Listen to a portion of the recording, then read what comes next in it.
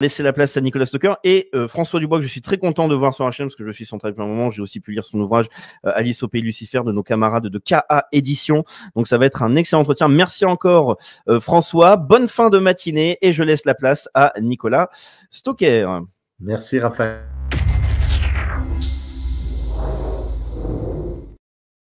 Dans cette dernière partie de matinale, nous recevons François Dubois, essayiste, ancien officier de police judiciaire, ancien gendarme. Bonjour François Dubois et bienvenue dans cette matinale. Bonjour Nicolas, merci de me recevoir. Écoutez, Raphaël, donc, lui connaît cet ouvrage, Alice au pays de Lucifer. Moi, je connaissais Alice au pays des merveilles. Et donc, c'est avec plaisir. Vous êtes un petit nouveau sur ce format. Vous êtes aussi un des cadres dirigeants de Profession Gendarme, je crois, et Profession Gendarme qui sera un des partenaires d'ailleurs de la soirée du 1er mars dont Raphaël vient de parler, en plein cœur de Paris, dans le 9e arrondissement, à partir de en début de soirée. Allez, on ne va pas en dire plus pour l'instant. Oui. Je suis le vice-président effectivement de l'APG, l'association Profession Gendarme, voilà, en attendant que Ronald passe la main un jour. Très bien. Alors François, François chasse l'autre. François Martin parlait justement d'un sujet que vous devez avoir abordé à un moment donné dans ce livre, Alice au pays de Lucifer. D'ailleurs, j'ai tout de suite fait référence à votre livre lorsque a été évoqué par François cette notion de mise en miroir, diabolique, qui est d'inversion. Inversion, on sait bien que le gardien du seuil dans le miroir, c'est justement Satan, le diable, le gardien de la limite aussi. Et je crois que cette dimension eschatologique n'échappe pas à cet ouvrage. Qu'est-ce que, si vous voulez, si on commençait justement par cet aspect-là au regard de ce que l'Occident, la France peut faire, c'est-à-dire donner l'impression d'être systématiquement à l'envers des intérêts de notre pays. Oui, tout à fait. Alors le but de mon ouvrage était de démontrer justement le process de l'inversion des valeurs et d'expliquer en quoi il est le produit d'une évolution historique et anthropologique de l'homme dans la société occidentale. Oui. Et de montrer justement par quel chemin il avait abouti à la situation actuelle. Voilà. Pourquoi aujourd'hui on se retrouvait avec une cérémonie des Jeux Olympiques aussi riche en symboles. Oui.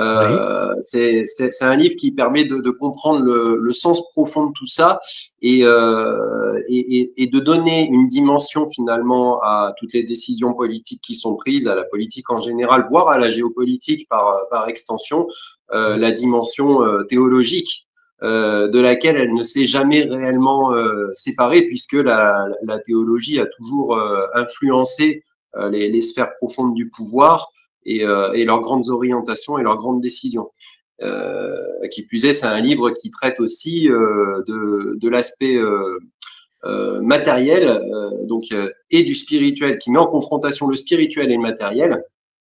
Et dans cette grande confrontation, il pose la question de la réification de l'homme, c'est-à-dire de sa transformation en objet marchand, et donc de la place de l'homme dans la société actuelle, comment il s'envisage, et quelle destinée ça lui promet. Voilà, donc effectivement, il y a une dimension eschatologique, et par ailleurs, plus on s'enfonce dans le livre, et plus vers la fin, il y a des parallèles qui sont directement faits avec des passages de l'Apocalypse, parce que, et j'utilise l'histoire d'Alice au pays des merveilles, parce que c'est un formidable levier pour l'expliquer, parce qu'elle a elle-même une dimension eschatologique. C'est en faisant des comparaisons avec l'univers cauchemardesque de la reine et de tout ce qu'elle peut représenter que je peux expliquer quelque part ces allégories, et expliquer en quoi elles sont apocalyptiques, et ce que représentent aussi ces personnages. Alors, faut pas oublier que par exemple la grande prostituée qui règne assise sur les eaux, les eaux, ça c'est l'Apocalypse de Saint Jean. Voilà, les eaux représentent les peuples, hein, et la grande prostituée, sur laquelle il est inscrit Je suis Babylone, elle renvoie au mythe de la tour de Babel, hein, qui est un exemple même de la construction universaliste cosmopolite, du monde globaliste et du mondialisme voulu. Donc tout ça c'est pas sans rapport, je veux dire. Et en même temps, il y a la notion de faux contrat dans l'Apocalypse, c'est-à-dire la fausse religion, les religions déviées. Qui conduisent justement les peuples à abandonner la vraie spiritualité et les vraies valeurs chrétiennes. Donc là, on rentre dans le mécanisme de l'inversion des valeurs, etc., etc. Mais le livre, effectivement, dévoile tout ça. Il explique les mécanismes qui permettent d'aboutir à tout ça sur le plan sociétal, au niveau de l'ingénierie sociale, ce qui fait qu'il y a une vision assez holistique parce que ça prend l'homme dans son ensemble, à travers l'ensemble des sciences humaines. Et ça met tout ça en interaction. Donc c'était le défi, c'est parce que c'est un concept qui peut paraître assez complexe et c'était de le rendre accessible à tous et d'en faire un livre qui fasse profondément réfléchir les gens sur la façon dont on évolue et qui modifie un peu leur esprit critique. Alors pour les personnes qui sont déjà éveillées, c'est un livre qui est très utile pour étoffer leur argumentaire, mais pour les gens qui sont encore abreuvés par le discours de la doxa, c'est un excellent livre aussi pour briser ces mécanismes de soumission et s'émanciper. Voilà, donc dans les deux cas, c'est une pilule rouge. Exemple concret, François Dubois, justement, alors je vous prends au mot, les cérémonies des JO, comme à partir justement de ce mécanisme intellectuel et conceptuel que vous développez dans ce livre, quelle interprétation en faites-vous? Les cérémonies des JO, c'est une normalisation de l'inversion. Donc il y a quelque chose de très luciférien là-dedans. D'ailleurs, Lucifer, c'est pas un terme qu'on retrouve dans la Bible, hein, soit dit en passant. Hein, c'est le porteur de lumière, c'est une appellation romaine qui est issue de Vénus, etc. Donc mais il y a un message dans les Jeux Olympiques qui vise à normaliser l'inversion totale, l'inversion intégrale. Donc on retrouve tout ce qui caractérisait finalement les valeurs chrétiennes, qui sont quelque part, enfin, si on peut parler des valeurs helléno-chrétiennes, qui sont les fondements de notre société, de notre monde, on les retrouve toutes inversées. Et on vous dit, voilà, aujourd'hui, s'inscrire dans le progrès, s'inscrire dans le futur, eh ben, c'est adopter cette norme. Donc c'est vraiment le but, puisque de toute façon, le but d'une telle cérémonie, c'est un but de communication. Après, il y a un but pour passer un message qui va être décrypté par des gens peut-être plus initiés. Mais pour les masses, c'est de communiquer sur ce qu'on veut faire et ce qu'on veut normaliser. Donc là, il y a vraiment ça. C'est pour ça qu'on retrouve des blasphèmes, qu'on retrouve des images de la Révolution française, on retrouve tous ces grands moments historiques qui ont conduit au grand bouleversement et à la destruction finalement des fondamentaux chrétiens et des bases sur lesquelles se sont construites la France. Bien. Alors, il y a aussi dans votre livre le concept central de société du spectacle de Guy Debord aussi, je crois. Oui, tout à fait. Parce que justement, tout à l'heure, je parlais de marchandisation de l'homme, de réification de l'homme, de transformation en homme. On peut pas parler de l'illusion, parce qu'on vit dans un monde finalement, comme on le décrivait, qui est satanique, et qui par essence est illusoire, puisque Satan présente une illusion du monde. Il veut faire de l'homme Dieu à la place de Dieu, objectif inatteignable, mais il lui donne l'impression que, et cette illusion quelque part, c'est l'illusion du spectacle, et à sa façon Debord, parce qu'il a une inspiration marxiste, transpose cette illusion à nos rapports dans le monde de la consommation et de la production. Et donc, le parallèle était très intéressant à faire pour expliquer justement le côté,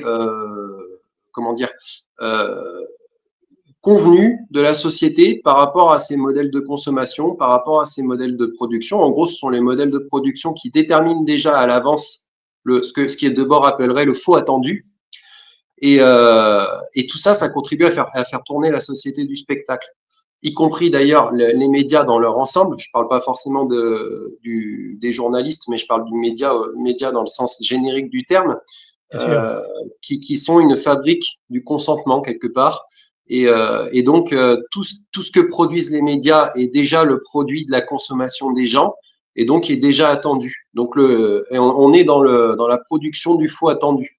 Donc là, il y a vraiment un rapport matérialiste, on va dire, à la vision du monde dans lequel on se situe. Et ça, c'est intéressant de le dénoncer parce que le matérialisme est l'antithèse de la spiritualité et quelque part aussi de la chrétienté. Et c'est le matérialisme, et c'est l'essor du matérialisme justement à travers l'histoire. Alors ça commence, enfin je veux dire, il y a la Renaissance, la Réforme, etc. Ça commence avec les modernes, mais qui se sont eux-mêmes inspirés, qui ont regardé en arrière vers l'Antiquité, hein, parce que le matérialisme ça remonte à bien plus longtemps, hein, Démocrite, Lucrèce, etc. Mais après Hobbes, Diderot, etc. Les modernes. Et puis le matérialisme dialectique, etc. Et donc, finalement, avec tout ça arrive l'athéisme et un monde qui permet au capitalisme de se développer sans les verrous du christianisme. Parce que, à mon sens, le plus gros frein de la libéralisation des marchés et de l'essor du capitalisme, ça reste la religion catholique. Oui, ben oui. Alors, le thème du jour que je souhaite aborder avec vous, François, c'est l'intelligence artificielle. Ça, c'est pour l'actualité, justement. Donc, nous allons être dans le préattendu médiatique. Je plaisante, mais à peine. Donc, il y a eu cette conférence à Paris, non pas celle d'hier, des clowns de l'oligarchie européenne, mais une semaine auparavant avec Modi, le Premier ministre indien, coprésidé avec Macron, sur cette intelligence artificielle. On en entend beaucoup parler actuellement, évidemment. Un des maîtres de l'entourage de Trump qui dirige le Doge n'est autre qu'Elon Musk. Donc évidemment, il y a beaucoup d'actualités en ce moment sur la concurrence des grands entre la Chine et les États-Unis en particulier. Quel rôle l'Europe peut jouer sur ce sujet. Mais avant de rentrer dans ces détails, François Dubois, peut-être se questionner sur l'intelligence artificielle en tant que telle. Est-ce que c'est une opportunité? Est-ce que c'est un danger absolu? Alors, la question du danger de l'intelligence artificielle est une question qui revient tout le temps, effectivement. Alors, ce qui est drôle, c'est qu'elle est abordée souvent sous le même angle, c'est-à-dire qu'elle est abordée par des techniciens spécialisés de l'intelligence artificielle qui, à travers toutes les découvertes et à travers la technologie qu'ils maîtrisent, tentent de nous expliquer que on va arriver à la fameuse singularité qui avait été évoquée, donc le point de singularité qui avait été évoqué par Bernard Vinge et puis qui a été popularisé par Ray Kurzweil, qui travaille chez Google dans Singularity is Near.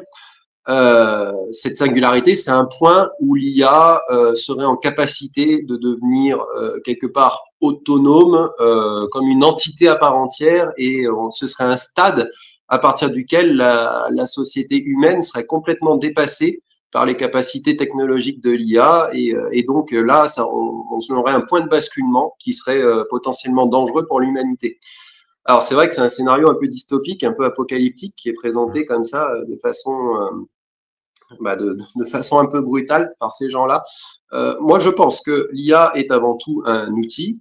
C'est un outil informatique, c'est un outil virtuel, non palpable, qui n'existe pas en réalité. Hein. Tout à l'heure, on parlait d'illusion, mais c'est un peu le cas. C'est-à-dire qu'il y a une interaction concrète dans le monde du réel, mais demain, je débranche la prise, il n'y a plus d'IA.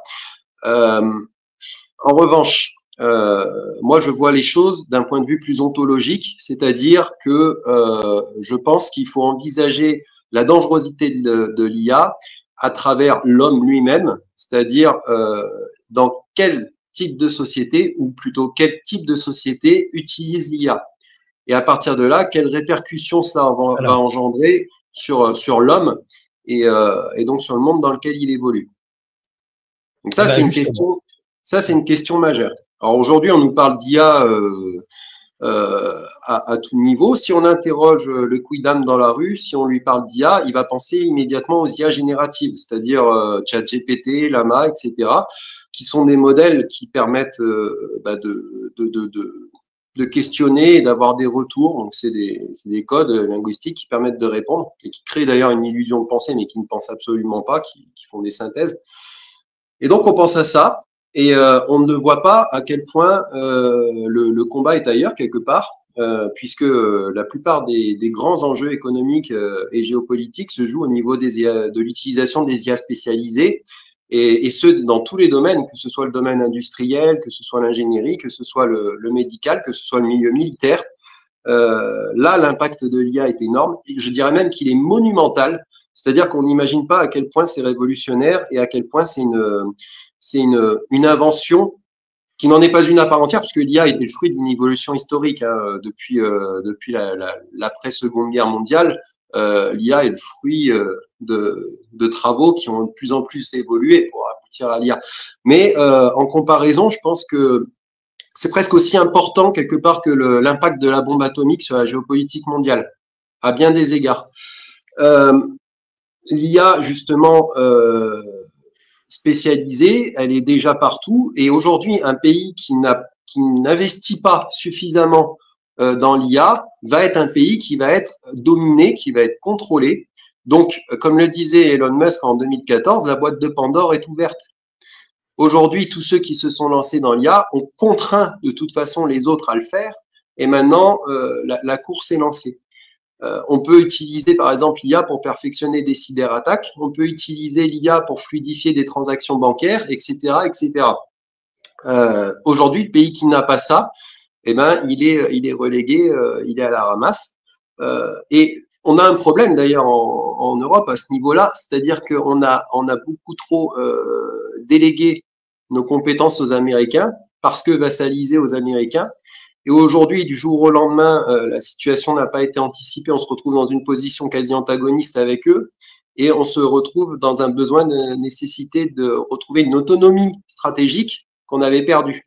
Et en ce sens, c'est très compliqué pour l'Europe, qui ne bénéficie pas des effets d'échelle qu'ont eu les Américains avec leurs grandes entreprises, qui n'a pas l'avance aussi en termes de chronologie, puisque les Américains, ça fait déjà des années qu'ils investissent dans ce domaine et qui n'ont pas aussi bénéficié des mêmes financements, parce que les Américains ont été à l'avant-garde. Ils le sont toujours un peu, mais ils sont collés de très très très près, voire parfois dépassés par les Chinois. Voilà. Et ce qu'on appelle donc ces grandes entreprises, les hyperscalers, les grandes entreprises de la tech, rentrent dans une véritable guerre entre elles, une guerre commerciale, donc qui tourne autour de l'IA. L'impact est tel en fait qu'il va déterminer d'ailleurs les coûts de production de beaucoup de marchandises. Et il faut voir par exemple que parce que l'IA est utilisée maintenant dans les processus de production en industrie. Et ça permet des gains de productivité phénoménaux. Ce qui fait que quand les Chinois sortent une IA, par exemple, comme DeepSeek, qui est beaucoup moins consommatrice d'énergie, eh bien, les coûts de production derrière s'effondrent. Et donc, c'est un coût terrible pour l'industrie de la Silicon Valley qui se voit concurrencée. Et on assiste à des effondrements de marché comme on a eu il y a quelques semaines. Voilà, donc, mais alors ça les gens n'ont pas conscience de ces grands enjeux économiques. Tout comme ils n'ont pas conscience d'ailleurs des enjeux énergétiques qu'il y a au niveau géopolitique derrière l'IA. Il faut savoir que l'IA, par exemple, il y a une étude qui montre que l'année dernière, elle a nécessité en consommation d'eau 5 milliards de mètres cubes, soit un peu plus que la consommation du Danemark, pour refroidir donc les centrales qui produisent aussi l'électricité, mais aussi pour les circuits de refroidissement des serveurs, etc., etc.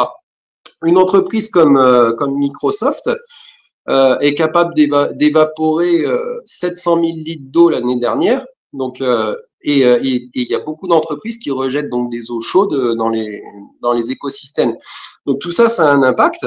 Et on cherche aussi à minimiser cet impact, hein, et ça a un coût, voilà. Et donc, comme je le disais, ça a des répercussions sur le marché. Donc, il y a un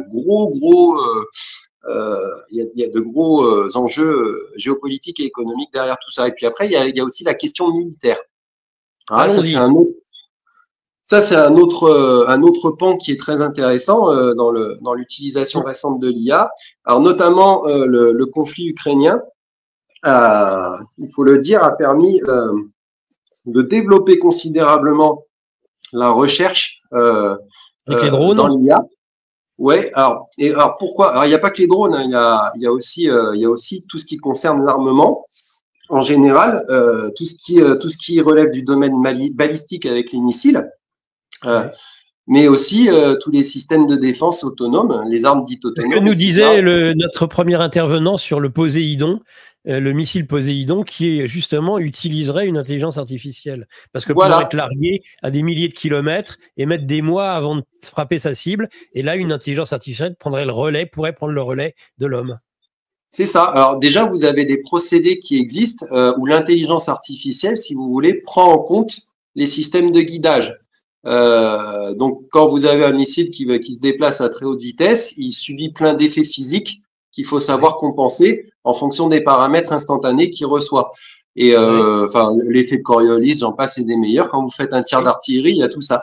Et aujourd'hui, on arrive à développer des IA qui sont très efficaces et qui arrivent d'ailleurs à se corriger de façon de plus en plus efficace à ce niveau-là. Et alors, pour en revenir au conflit en Ukraine, on a par exemple une fréquence d'innovation qui est sans précédent.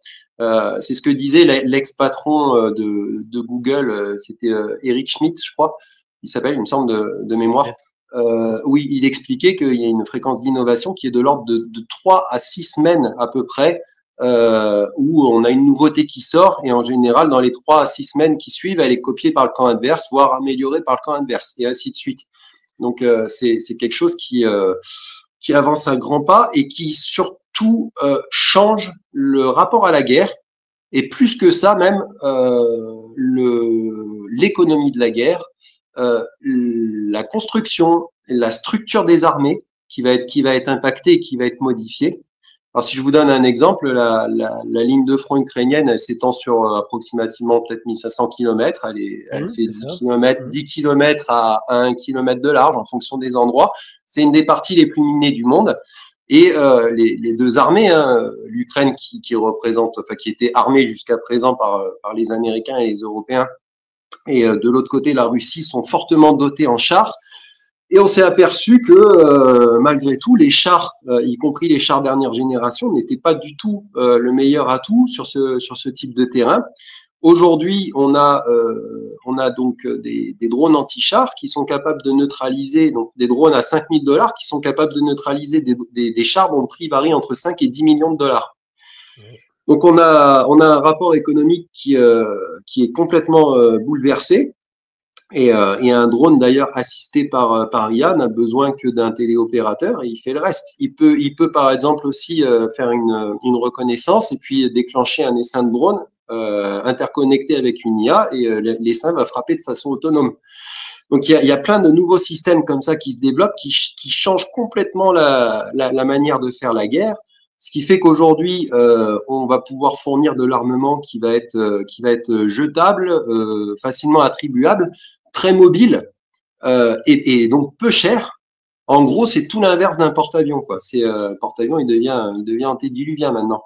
Et ça a un impact sur qui va pouvoir se doter de moyens, puisque outre les superpuissances qui travaillent au développement de ces technologies, maintenant certaines entités non étatiques vont pouvoir avoir accès à des capacités de destruction élevées. Donc ça va aussi bouleverser la donne. Et puis pour faire le lien avec ce que je disais tout à l'heure sur les contraintes environnementales, etc., On a des pays, par exemple, comme l'Arabie Saoudite ou l'Iran, qui sont des pays fortement ensoleillés, qui ont déjà des réseaux très développés, qui vont commencer à investir dans l'IA de façon massive pour développer justement leur armement dans ce sens-là. Grâce à leur fort taux d'ensoleillement, ils auront des capacités aussi pour répondre aux besoins d'énergie en termes de panneaux solaires, etc.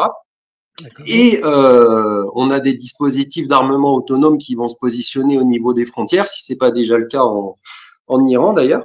Et voilà, avec des. Qu'est-ce que c'est des dispositifs d'armement autonome aux frontières?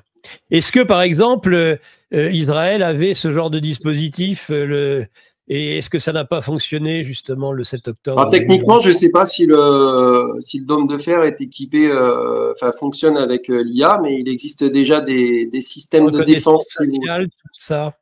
Alors là, ça c'est différent. Ça c'est le domaine sécuritaire qui est un domaine très très intéressant, mais qui est autre. Mais par exemple pour les systèmes de défense, vous avez maintenant des espèces d'essaims de drones qui forment des filets protecteurs dans lesquels les missiles vont exploser avant d'atteindre leur cible. Donc vous avez des systèmes comme ça qui sont déclenchés par détection et qui interagissent avec l'IA de façon à s'adapter le mieux possible et à neutraliser le danger. Donc il y a un autre souci qui est d'ailleurs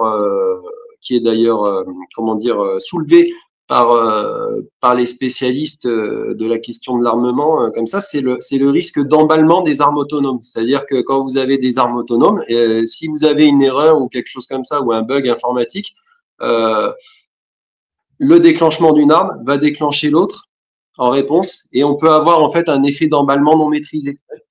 Sachant que sur cette technologie-là, on a du mal à intervenir, c'est-à-dire qu'une fois qu'on crée des algorithmes autonomes, on ne sait pas trop comment interférer pour les empêcher d'être autonomes. C'est le paradoxe. Donc c'est pas forcément évident. Et ça, c'est une question qui a déjà été soulevée en termes de perspective de danger. Mais sur la sécurité, si on parle des logiciels israéliens, là par contre, Israël est quand même assez performant dans le domaine. Et par exemple, il y a des logiciels qu'on utilise en France qui sont israéliens. Et là, on en revient au problème de la délégation en France. On va utiliser un logiciel comme Briefcam, par exemple, qui est un logiciel d'une société israélienne. Il y a déjà beaucoup de municipalités qui s'en sont dotées. C'est un logiciel qui utilise la reconnaissance faciale.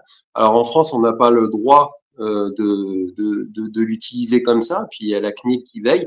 Mais moi après pour avoir connu un petit peu l'exploitation des logiciels et tout ça, bon, il y a la CNIL, certes, et après en off, on peut faire des choses aussi. Donc ça, c'est pas forcément garant d'une protection totale, on va dire.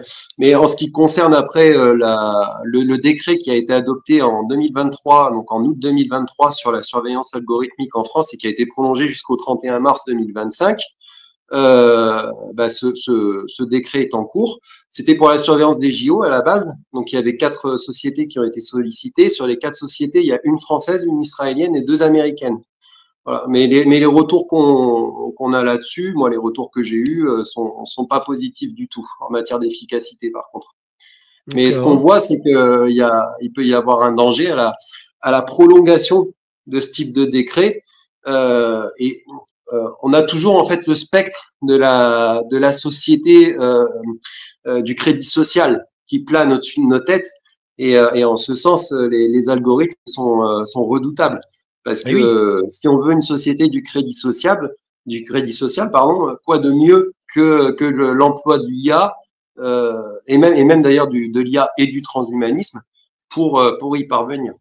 C'est ce que vous expliquez. Une société matérialiste va utiliser l'IA à des fins justement de transhumanisme, totalement matérialisme et finalement très luciférienne, c'est ça? Oui, en réalité, on ne peut pas aborder simplement la question de l'IA seule en isolant l'IA. Je pense que c'est une erreur, c'est-à-dire que l'IA est un outil dans une société, mais dans une société qui va s'inscrire ou qui veut s'inscrire, qui tend à s'inscrire dans une ère transhumaniste et aussi dans une ère de robotique. L'un ne va pas sans l'autre, on ne peut pas séparer les trois. C'est une erreur de parler des dangers d'IA en parlant de l'IA seule. Il faut combiner les trois pour souligner les dangers. Aujourd'hui, on est à une époque où BMW commence à introduire pour de bon ses premiers robots humanoïdes dans les chaînes de montage aux États-Unis.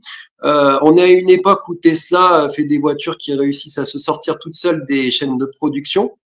Donc petit à petit, on a des emplois qui vont commencer à disparaître. Et en ce sens, il y a un rapport du FMI qui est sorti il n'y a pas longtemps, je crois que ça doit dater d'une semaine ou deux, qui expliquait que, alors sans donner de délai précis, mais que dans un futur proche, peut-être de quelques années, 40% des emplois à peu près seraient complètement substituables par l'IA, mais complètement intégralement substituables par l'IA. 60% même pour les pays qui comptent parmi les plus développés au monde, en expliquant que par ailleurs, ce seraient probablement les professions les plus élitistes, ou qui nécessitent le plus d'études ou le plus de bagages, comme médecin, comme avocat, qui bénéficieraient en fait d'un effet de complémentarité avec l'IA et qui en tireraient profit dans un premier temps. Et en revanche, les professions les plus précaires, les plus rapidement substituables, le seraient intégralement. Donc, dans cette vision qui est proposée par le FMI, on voit se profiler une société profondément inégalitaire, ou du moins qui va accentuer les clivages et les inégalités et les rapports aussi de domination, j'ai envie de dire. Donc, effectivement, on ne peut pas ne pas envisager la question sous cet angle-là, sachant qu'en plus, la question transhumaniste est quelque chose de fondamentalement important, et je pense notamment pour comprendre le modèle tel qu'il a voulu, le modèle social tel qu'il a voulu être imprimé par le World Economic Forum, c'est-à-dire en fait tel qu'il veut encore être imprimé par l'Europe, qui se retrouve maintenant dans une position complètement isolée face au reste du monde. Et ce modèle transhumaniste, quelque part, il a vraiment inspiré Klaus Schwab, mais qui lui-même est un peu inspiré aussi par Yuval Noah Harari, qui est un peu sa muse, et c'est pas pour rien. Le transhumanisme, le plus intelligent du monde, paraît-il. Paraît-il, ouais. Si envisager l'avenir de l'homme comme ça, c'est ça l'intelligence. À ce moment-là, je me pose des questions. Mais ce qui est intéressant, c'est que quelque part, ces gens-là, Harari n'a rien inventé. Le transhumanisme, le terme, lui, il sort avec Julian Huxley, qui est le frère d'Aldous Huxley, qui a écrit Le meilleur des mondes. Il sort dans les années 50, ce terme. La pensée transhumaniste apparaît dans le même temps. Elle est issue d'inspirations philosophiques diverses et du matérialisme, mais aussi de la philosophie positiviste ou utilitariste. Enfin bon, là, je vais pas rentrer dans les détails, ça sert à rien. Mais ce qui est important de noter, c'est que il y a un penseur dans les années 70 qui joue un rôle majeur là-dedans. C'est Firedoun Esfandiari, qui se fait surnommer FM 2030 et qui est dans le milieu transhumaniste le penseur de référence, et qui a écrit un livre qui s'appelle Upvingers, qui décrit le monde tel que voulu par les transhumanistes. Et c'est avec lui, quelque part, qu'on concrétise un peu le concept du transhumanisme. Et quand on s'intéresse à ce livre, c'est impressionnant de voir à quel point on retrouve la société telle que voulue pour l'agenda 2030. Alors, ce qui est drôle, c'est que Esfandiari, il avait pris ce surnom de FM 2030 parce que lui-même, à l'époque, dans ses projections, en tant que futuriste, il imaginait que 2030 serait le point de bascule vers ce qu'on appelle l'atteinte de la condition post-humaine, qui est finalement le rêve transhumaniste. C'est-à-dire que le rêve l'objectif du transhumanisme, c'est de transcender les déterminismes biologiques pour atteindre ce qu'on appelle la condition post-humaine. Donc, en gros, l'homo deus, quelque part, si on veut reprendre Harari. C'est pour ça que je dis qu'Harari a pas spécialement inventé grand-chose. Et dans le monde tel que décrit par FM 2030, on a des gens qui naissent dans des éprouvettes, puisque la naissance est un marché. Ces bébés sont partagés de famille en famille pour ne pas avoir d'attache. On vit dans un monde globaliste et sans nation pour s'émanciper de tout ce qui peut retenir l'homme, le rattacher à quelque chose, à quelques racines que ce soit. Donc ça, c'est très intéressant parce qu'on retrouve la vision du mondialiste. Et bien entendu, en tant que transhumaniste, il est question de transcender tout ce qui ne va pas chez l'homme, hein, d'essayer de le porter de façon supérieure, et y compris, par exemple, et ça c'est un détail qui a son importance, il parle de la transition de genre, par exemple. Et bien ça, c'est déjà évoqué. Ça, c'est déjà évoqué, parce qu'en fait, le transgenrisme n'est ni plus ni moins qu'un produit du transhumanisme.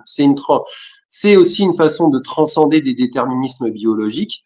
Et c'est une façon aussi d'adhérer quelque part au transhumanisme. Et c'est pas pour rien que des penseurs comme Nick Bostrom, qui sont aussi des grands transhumanistes, ont créé une association mondiale du transhumanisme qui s'appelle Humanity Plus et qui reprend d'ailleurs un peu le même type de typographie que LGBTQIA+. On retrouve un peu cet aspect-là. Et voilà. Et Bostrom d'ailleurs, qui est le père de la théorie de la simulation. Alors pour ceux qui ont vu Matrix, les réalisateurs de Matrix n'ont rien inventé, ils ont juste lu Bostrom. C'est-à-dire que pour Bostrom, si je prends sans développer toute sa théorie, mais si j'en prends le dernier aspect, nous vivons dans une simulation organisée par une humanité qui a déjà atteint la condition post-humaine.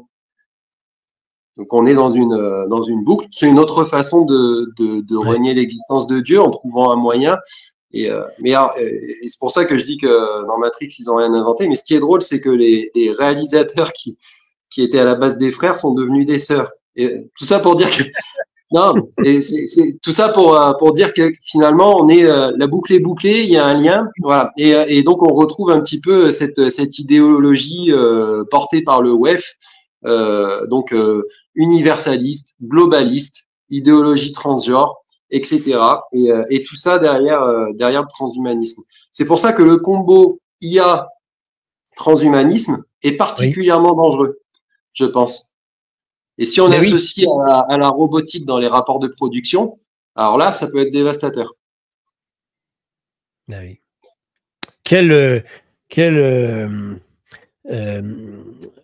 Comment dire, je cherche mes mots parce que là j'étais tellement concentré, j'en ai perdu mes mots. En tout cas, mon cher François Dubois, je veux dire quel panorama, voilà, quel panorama vous nous dressez là. C'est-à-dire et ça va donner lieu parce que vous avez donc, je rappelle, Alice au pays de Lucifer, et vous allez un autre livre à sortir prochainement, c'est ça? Oui, tout à fait. Il va sortir normalement. Alors là, je suis en attente du numéro ISBN, mais après, il sort en mars, normalement. Et ça va être un roman à part entière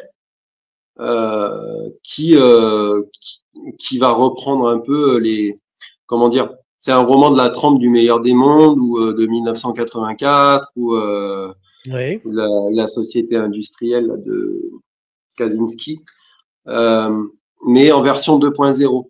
C'est-à-dire avec toutes les technologies dont on dispose, avec l'ingénierie sociale qu'on a su développer pendant des grands narratifs comme celui du Covid ou autre. Et donc, ça met en application tout ça, en explorant aussi un champ qui est assez inhabituellement exploré, qui est celui de l'homme lui-même, c'est-à-dire de ses interactions, quel type d'interaction entre les hommes dans ce monde-là. Donc, parce que ça, c'est une question qu'il faut se poser et c'est une question qu'on sait, à laquelle, enfin, qu'on ne s'est pas posée, mais à laquelle on a tous été confrontés pendant le Covid. C'est-à-dire, l'homme n'est-il pas l'ennemi de l'homme? En dehors du modèle de société et en dehors de l'ingénierie sociale qui téléguide les gens, voilà, quelle est la nature profonde de chacun? Et est-ce qu'il y a des gens qui sont prédisposés à résister à une oppression, ou est-ce que on est tous des moutons potentiellement? Ça c'est et le livre en fait va traiter de toutes ces interactions dans un monde qui est vrai et qui vraiment est dystopique, hein, on peut le dire quelque part, mais qui est effrayant parce que il est extrêmement proche du monde actuel. C'est-à-dire que en gros, c'est juste le monde actuel dans lequel on utilise les technologies qu'on a déjà actuellement, mais sans les barrières de l'éthique. Il s'intéresse aussi au rapport du religieux. Vous croyez qu'elles sont suffisamment solides, les barrières de l'éthique? Le problème de l'éthique, quelque part, c'est le relativisme. C'est-à-dire que, alors, et là, quelque part, moi, je vais rentrer dans le domaine du droit, qui est mon domaine de spécialité, normalement. Enfin, c'est ma spécialité. Et Montesquieu disait que la liberté, c'est le droit de faire ce que la loi nous permet. J'aime bien cette formule parce qu'elle a énormément de sens aujourd'hui. Aujourd'hui, on vit dans un monde, et notamment dans une société européenne, qui s'attaque énormément aux droits naturels et donc aux droits fondamentaux des gens. Je pense par exemple en premier lieu à la liberté d'expression, mais aussi à la propriété, mais aussi à la liberté de disposer de son corps, mais aussi à la liberté d'aller et venir, etc., etc. Sous tous les pans, que ce soit par le biais du narratif écologique, par le biais d'autres narratifs sécuritaires et tout ça, on est en train de limiter nos droits fondamentaux au profit d'un droit qui est le droit positif quelque part. Le droit positif, c'est le droit des mœurs, c'est le droit du quotidien. C'est pas le droit qui transcende l'homme, c'est le droit qui s'adapte à la société. Et aujourd'hui, on est dans une société qui légifère énormément en droit positif. C'est une catastrophe. C'est-à-dire que dès qu'il y a quelque chose qui gêne le gouvernement crée une loi pour pénaliser ce qui gêne. Et donc ça, quelque part, en termes de droit et même en termes philosophiques, c'est le premier pas vers le totalitarisme. Donc ce modèle de société est dangereux. Alors là-dedans, on peut mettre de l'éthique si on veut, mais ça va pas faire grand-chose. Si on prend l'Europe, par exemple, qui s'est déjà réunie sur la question de l'éthique de l'IA et qui a pondu l'IA Act, bon bah c'est très bien. C'est pour protéger les gens, etc. Voilà. Ça changera pas grand-chose. Si demain j'ai un narratif sécuritaire, si demain j'ai des attentats qui arrivent, je vais parfaitement pouvoir légitimer, et c'est ce que j'ai écrit dans mon prochain livre d'ailleurs. Les gens vivent dans un monde où tout a été légitimé par des narratifs. Tout est rentré comme ça. C'est que des chevaux de Troie qui sont balancés comme ça, et voilà. Donc, en fait, je vais vous dire, ce qui manque réellement à ce monde, c'est pas de l'éthique, parce que l'éthique c'est très relatif. C'est la morale. Et la morale, la morale, j'aurais envie de dire chrétienne, parce que la morale, elle fait vraiment la distinction entre le bien et le mal, pas entre ce qui est bon pour moi et ce qui est mauvais pour moi, parce que ce qui est bon pour moi n'est pas forcément bon pour vous. Non. La morale, c'est pas ça. La morale, c'est pas ça. Et là, aujourd'hui, on a détruit la morale en s'attaquant justement, comme on le disait au début de l'entretien, en s'attaquant au sacré. C'est ça qui manque aujourd'hui. Bien sûr. Chapeau. Écoutez, François Dubois, vous voyez, l'heure a tourné à une vitesse extraordinaire. J'avais dit pour une première fois, faisons 3/4 d'heure. C'est passé vite. Et c'est passé très vite avec vous, en votre compagnie et grâce à vous. Et je pense que ça a été particulièrement apprécié. Je me suis régalé. J'avais à chaque propos, ce qui faisait que j'en perdais des fois le fil, me lançait vers un questionnement. Donc, écoutez, je vous remercie beaucoup de cette participation. Je pense que vous êtes un bon client. On ne manquera pas de refaire appel à vous. Je rappelle le livre. Merci. Eh bien, voilà, c'est nous qui vous remercions. Alice au pays de Lucifer, K.A. Édition, et un prochain livre à venir le mois prochain. Ça tombe bien, on aura l'occasion comme ça de vous réinviter à cette occasion. Merci beaucoup, François Dubois. Merci à vous. Et à très bientôt sur Géopolitique Profonde. Merci beaucoup.